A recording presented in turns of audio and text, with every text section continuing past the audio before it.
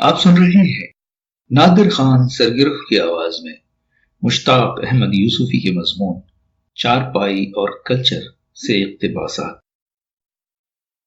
چارپائی ایک ایسی خود کفیل تہذیب کی آخری نشانی ہے جو نئے تقاضوں اور ضرورتوں سے عہدہ برآ ہونے کے لیے نت نئی چیزیں ایجاد کرنے کی قائل نہ تھی، بلکہ ایسے نازک مواقع پر پرانی چیزوں میں نئی خوبیاں دریافت کر کے مسکرا دیتی تھی۔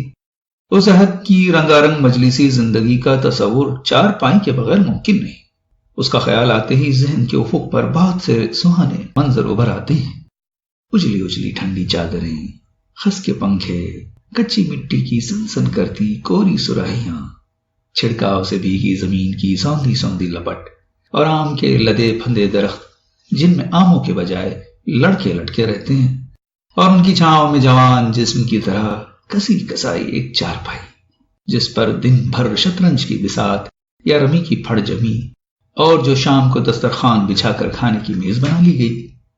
ذرا غور سے دیکھیے تو یہ وہی چارپائی ہے جس کی سیڑھی بنا کر سگھڑ بیویاں مکڑی کے جالے اور چلبلے لڑکے چڑیوں کے گھونسلے اتارتے ہیں۔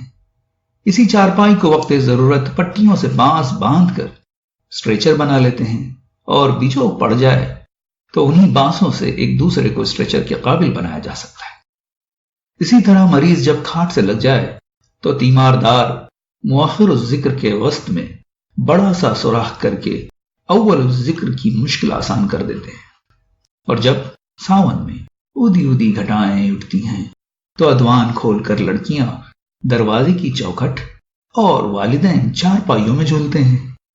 اسی پر بیٹھ کر مولوی صاحب قمچی کے ذریعے اخلاقیات کے بنیادی اصول ذہن نشین کراتے ہیں۔ اسی پر نومولود بچے غاؤں غاؤں کرتے چندھیائی ہوئی آنکھیں کھول کر اپنے والدین کو دیکھتے ہیں اور روتے ہیں، اور اسی پر دیکھتے ہی دیکھتے اپنے پیاروں کی آنکھیں بند ہو جاتی ہیں۔ آپ نے خود دیکھا ہوگا کہ لدی پھندی چارپائیوں پر لوگ پیٹ بھر کے اپنوں کی غیبت کرتے ہیں، مگر دل برے نہیں ہوتے، اس لیے کہ سبھی جانتے ہیں کہ غیبت اسی کی ہوتی ہے جسے اپنا سمجھتے ہیں۔ اور کچھ یوں بھی ہے کہ ہمارے ہاں غیبت سے مقصود قطع محبت ہے، نہ گزارش احوال واقعی، بلکہ محفل میں لہو گرم رکھنے کا ہے ایک بہانہ۔ لوگ گھنٹوں چارپائی پر کسمساتے رہتے ہیں، مگر کوئی اٹھنے کا نام نہیں لیتا، اس لیے کہ ہر شخص اپنی جگہ بخوبی جانتا ہے کہ اگر وہ چلا گیا تو فوراً اس کی غیبت شروع ہو جائے گی۔ چنانچہ پچھلے پہر تک مرد ایک دوسرے کی گردن میں ہاتھ ڈالے بحث کرتے ہیں، اور عورتیں گال سے گال بھڑائے کچر کچر لڑتی رہتی ہیں۔ فرق صرف اتنا ہے کہ مرد پہلے بحث کرتے ہیں پھر لڑتے ہیں، عورتیں پہلے لڑتی ہیں اور بعد میں بحث کرتی ہیں۔ مجھے ثانی الذکر طریقہ زیادہ معقول نظر آتا ہے، اس لیے کہ اس میں آئندہ سمجھوتے اور میل ملاپ کی گنجائش باقی رہتی ہے۔ رہا یہ سوال کہ ایک چارپائی پر بیک وقت کتنے آدمی بیٹھ سکتے ہیں، تو گزارش ہے کہ چارپائی کی موجودگی میں ہم نے کسی کو کھڑا نہیں دیکھا، لیکن اس نوع کے نظریاتی مسائل میں اعداد و شمار پر بیجا زور دینے سے بعض اوقات عجیب و غریب نتائج برآمد ہوتے ہیں۔ آپ نے ضرور سنا ہوگا کہ جس وقت مسلمانوں نے اندلس فتح کیا تو وہاں کے بڑے گرجا میں چوٹی کے مسیحی علماء و فقہا اس مسئلے پر کمال سنجیدگی سے بحث کر رہے تھے کہ سوئی کی نوک پر کتنے فرشتے بیٹھ سکتے ہیں۔ ہم تو اتنا جانتے ہیں کہ تنگ سے تنگ چارپائی پر بھی لوگ ایک دوسرے کی طرف پاؤ کیے الف دو زبر ان الف دو زیر ان کی شکل میں سوتے رہتے ہیں۔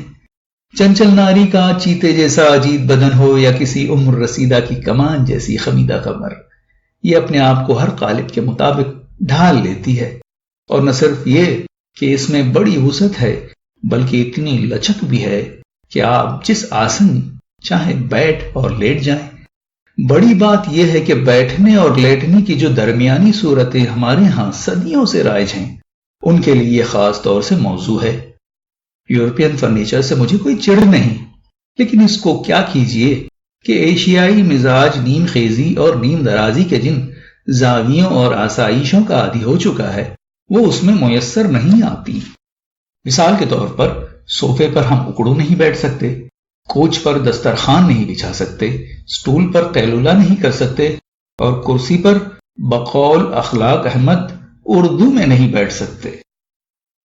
ایشیا نے دنیا کو دو نعمتوں سے روشناس کیا، چائے اور چارپائی، اور ان میں یہ خاصیت مشترک ہے کہ دونوں سردیوں میں گرمی اور گرمیوں میں ٹھنڈک پہنچاتی ہیں۔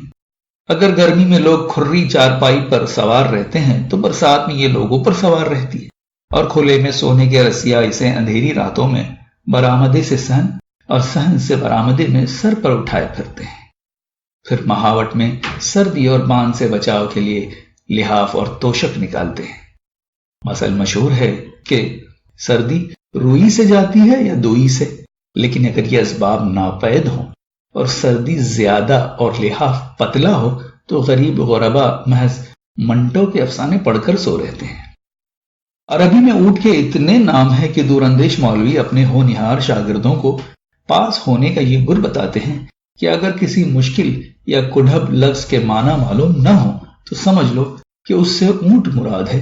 اسی طرح اردو میں چارپائی کی جتنی قسمیں ہیں، اس کی مثال اور کسی ترقی یافتہ زبان میں شاید ہی مل سکے۔ کھاٹ، کھٹیا، کھٹولا، اڑن کھٹولا، کھٹولی، کھٹ، چھپر کھٹ، کھرا، کھری، جھلنگا، پلنگ، پلنگڑی، ماچ، ماچی، ماچا، چارپائی، نیواری، مسہری، منجی۔ یہ نامکمل فہرست صرف اردو کی وسعت ہی نہیں بلکہ چارپائی کی ہماگیری پر دال ہے، اور ہمارے تمدن میں اس کا مقام و مرتبہ متعین کرتی ہے۔